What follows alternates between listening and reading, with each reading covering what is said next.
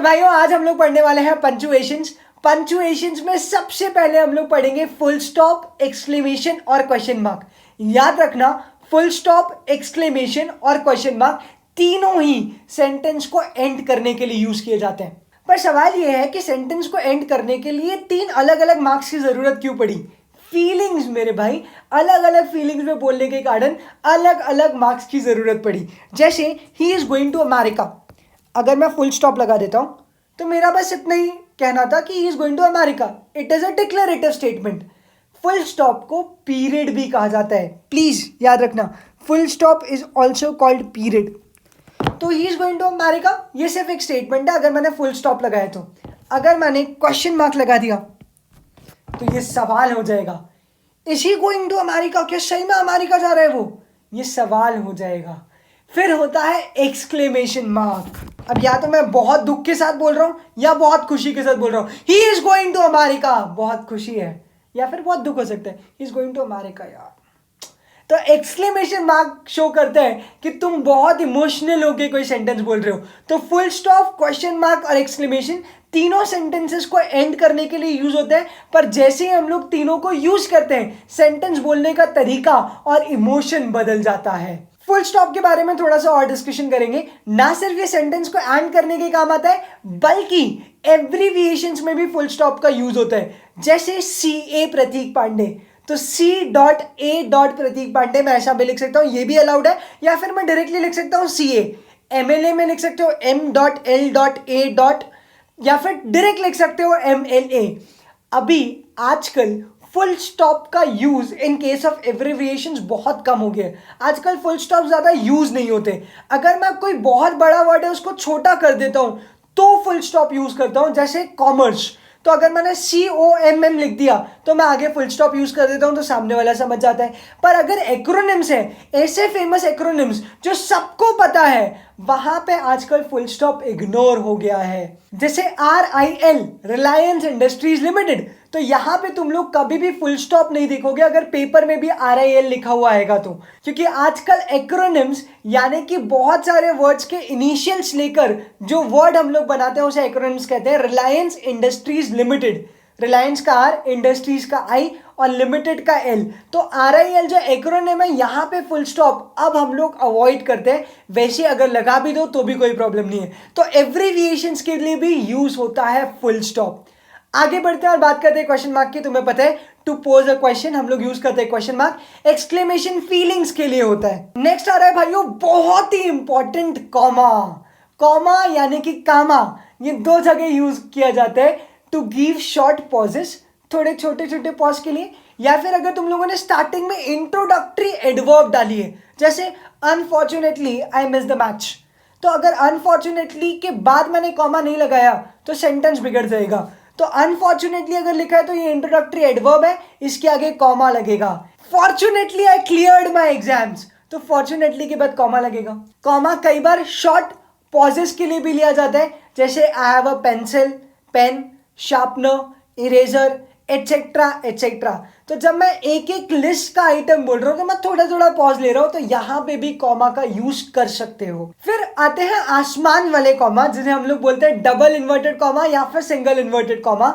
अगर मैं direct speech की बात करूं तो हमेशा सामने वाले की direct speech double inverted commas में होती है। जैसे he said I am your best friend, तो ही सेड के बाद आएगा comma, I am your best friend आएगा डबल इन्वर्टेड कॉमास में। अगर तुम लोग चाहो तो इसे सिंगल इन्वर्टेड कॉमास में भी लिख सकते हो, कोई कंपल्शन नहीं है, but usually double inverted commas में लिखा जाता है। अब सवाल यह है, full stop double inverted commas के अंदर आना चाहिए कि बाहर आना चाहिए?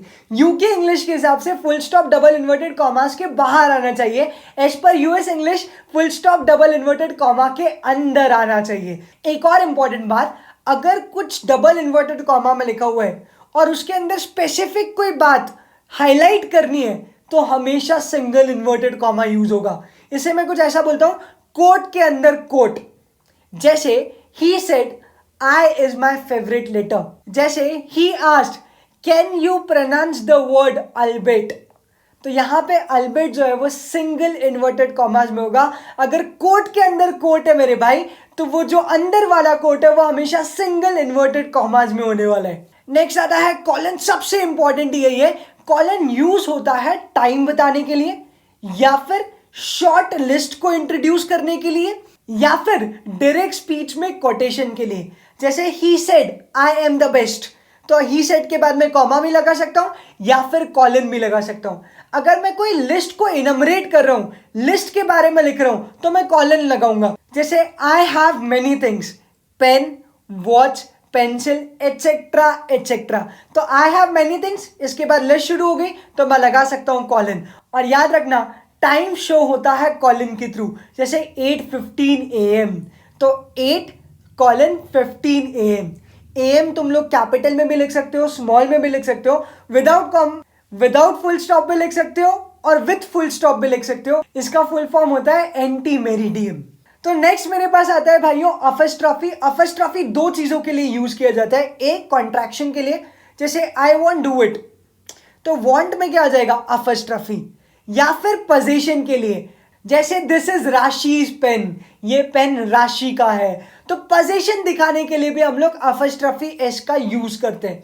याद रहे अगर वर्ड में ही लास्ट में एस हो तो सिर्फ अपस्ट्रॉफी लगा के छोड़ देना, बार बार एस लगाने की जरूरत नहीं है।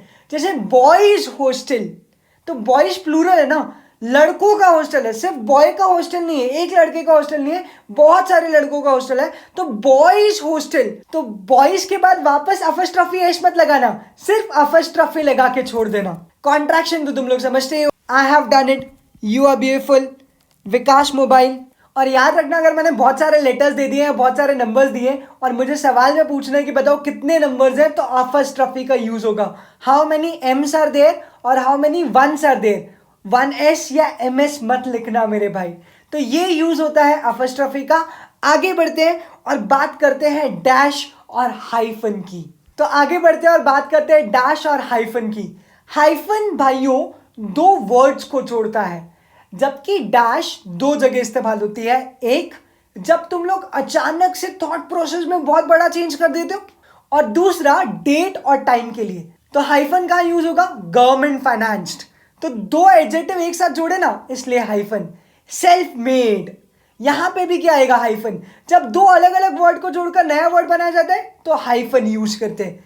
डैश कहां यूज होगा, डेट और टाइम में। जैसे 13 अगस्त, तो 13-08-2020 ऐसा लिख सकते हैं। अगर एब्रप्ट चेंज ऑफ थॉट हो जाए तो भी डैश का यूज होगा। जैसे कई बार हम लोग इमोशनल होकर कुछ बोलने लग जाते हैं, फिर सडनली हमें याद आता है मैं ये क्यों बोल रहा हूं, तब हम लोग यूज करते हैं डैश का। जैसे आई लव हर अलॉट यार, I miss her, but why I am telling you this in the video. Suddenly मैंने चेंज किए अपने इमोशंस, इसलिए मैं क्या यूज करूंगा, dash. I failed in CACET, but why I am losing confidence. तो suddenly thought change हुए, इसलिए क्या यूज करूंगा, डैश। तो भाइयों अब हम लोग बात करते हैं एक बहुत ही इंपॉर्टेंट पंक्चुएशन की, जो है सेमीकोलन। सेमीकोलन यूज किया जाता है कॉमास के बीच में डिफरेंशिएट करने के लिए। जैसे एक बहुत ही बढ़िया एग्जांपल मैंने तुम्हें दे रखा है, I called him on 25th Monday, 28th Tuesday, 30th Saturday and so on. अगर मैं इस सेंटेंस को पढ़ता हूं तो मुझे समझ में नहीं आ रहा, मुझे ऐसा लग रहा है तुमने 25th को भी कॉल किया, मंडे को भी कॉल किया, 28th को भी कॉल किया, थर्सडे को भी कॉल किया, 30th को भी कॉल किया और सैटरडे को भी कॉल किया। जबकि शायद तुम ये बोलना चाह रहे हो कि तुमने मंडे को कॉल किया जिस दिन 25th था, तुमने थर्सडे को कॉल किया जिस दिन 28 था, तुमने सैटरडे को कॉल किया जिस दिन 30 था। यानी कि तुमने 3 बार ही कॉल किया है, पर मुझे पढ़ने में क्या लग रहा है, कॉल कितनी बार हुआ है, 6 बार। तो अगर बहुत सारे कॉमा है और कॉमा में भी मुझे बाइफरकेशन करना है तो मैं यूज करूंगा सेमीकोलन। तो यहां पर 25th मंडे के बाद आ जाएगा सेमीकोलन, फिर 28 थर्सडे के बाद आ जाएगा सेमीकोलन, 30th सैटरडे के बाद आ जाएगा सेमीकोलन एंड सो ऑन। तो याद रखना मेरे भाइयों, जब बहुत सारे कॉमाज हो तो कॉमाज में भी बाइफरकेशन करने के लिए सेमीकोलन की जरूरत पड़ सकती है। अब ये सेंटेंस बहुत क्लियर है कि I called him on 25th Monday, 28th Thursday, 30th September and so on. मतलब मैंने 3 ही बार कॉल किया है। Now this is very clear by the use of semicolon. वैसे ही अगर मैं 2 सेंटेंसेस को ऐड कर रहा हूं और दोनों सेंटेंसेस के बीच में कॉमा है, लेकिन अलग अलग सेंटेंसेस में कॉमा नहीं है, तो काम चल जाएगा। जैसे ही हैज मनी, यहां पे कोई कॉमा नहीं था, comma but he needs gold as well, but he needs gold as well, यहाँ पे भी कोई कॉमा नहीं था, तो दो सेंटेंसेस थे, दोनों सेंटेंसेस किससे जुड़े? पर अगर मुझे दो सेंटेंसेस को जोड़ना है और एक सेंटेंस में ऑलरेडी कॉमा आ चुके हैं, तो जब मैं सेंटेंसेस जोड़ूंगा तो मैं सेमीकोलन का यूज करूंगा। जैसे he has money, property and gold, तो पहले सेंटेंस में ऑलरेडी कॉमा आ गया, तो अगर मैं अब दूसरा सेंटेंस ऐड कर रहा हूं तो मुझे सेमीकोलन का यूज करना पड़ेगा। तो दो चीजें बताई मैंने भाइयों, अगर बहुत सारे कॉमा है तो कॉमा को डिफरेंशिएट करने के लिए सेमीकोलन यूज करेंगे, अगर दो सेंटेंसेस जुड़े हुए हैं और दोनों सेंटेंसेस में कॉमा नहीं है तो चल जाएगा, लेकिन अगर दोनों में से किसी एक सेंटेंस में कॉमा कॉमा है और फिर दूसरा सेंटेंस जुड़ रहा है तो सेमीकोलन का यूज होगा। देखो ही हैज मनी, फिर कॉमा आ गया, प्रॉपर्टी एंड गोल्ड, फिर दूसरा सेंटेंस जोड़ रहा हूं तो अब कॉमा से नहीं जोड़ सकता, अब मुझे यूज करना पड़ेगा सेमीकोलन। और एक अंतिम यूज सेमीकोलन का, सेमीकोलन पहले वाले सेंटेंस की मीनिंग को रिपीट करने के लिए भी यूज किया जाता है। जैसे Rahul is his friend, Ravi is his brother, तो अब इज हिज को मैं बार बार रिपीट नहीं करूंगा, अगर मैंने सेमीकोलन लगा दिया तो मैं डायरेक्टली बोल सकता हूं Rahul is his friend, Ravi brother. तो भाइयों जब हम लोग हिंदी में बोलते हैं तो लंबा चौड़ा थोड़ी बोलते हैं कि मुन्ना भैया गुड्डू पंडित के दुश्मन है और बबलू भैया गुड्डू पंडित के दोस्त है। इतना बड़ा नहीं बोलता मैं हिंदी में, मैं डायरेक्ट बोल देता हूं मुन्ना गुड्डू पंडित का दुश्मन है और बबलू भाई। सिंपल बोला ना मैंने, बबलू भाई, मतलब क्लियर है कि बबलू गुड्डू पंडित का भाई है और मुन्ना गुड्डू पंडित के दुश्मन है, तो सिंपल बोलूंगा मैं मुन्ना गुड्डू पंडित के दुश्मन है और बबलू भाई, पूरा थोड़ी बोलूंगा और बबलू गुड्डू पंडित के भाई है। तो यहीं पे काम कर रहा है सेमीकोलन। यहां पे अगर मैंने कहा Rahul is his friend and Ravi brother, मतलब वो जो हिज की बात चल रही ना, उसका फ्रेंड राहुल है और रवि उसका भाई है, तो यहां पे यूज होता है मेरे भाइयों सेमीकोलन। लास्ट है ब्रैकेट्स। ब्रैकेट्स होते हैं तीन टाइप के, एक होता है राउंड ब्रैकेट, एक होता है कर्ली ब्रैकेट और एक होते हैं स्क्वायर ब्रैकेट। तो भाइयों ब्रैकेट्स होते हैं तीन टाइप के, एक होते हैं राउंड ब्रैकेट्स, एक होते हैं कर्ली ब्रैकेट्स और एक होते हैं स्क्वायर ब्रैकेट्स। पर ब्रैकेट से कभी कोई क्वेश्चन नहीं आता, ब्रैकेट सिर्फ एक्स्ट्रा डिटेल के लिए काम आते हैं इन द क्वेश्चन। जैसे आई लव यू और ब्रैकेट में नाम लिख दिया उसका ताकि क्लियर हो जाए यू कौन है, तो ब्रैकेट सिर्फ एडिशनल इंफॉर्मेशन देने के लिए यूज होता है। जो डॉट डॉट डॉट हम लोग लिखते हैं ना, वो कहता है भाइयों, जो डॉट डॉट डॉट हम लोग लिखते हैं ना, वो कहलाता है एलिप्सिस।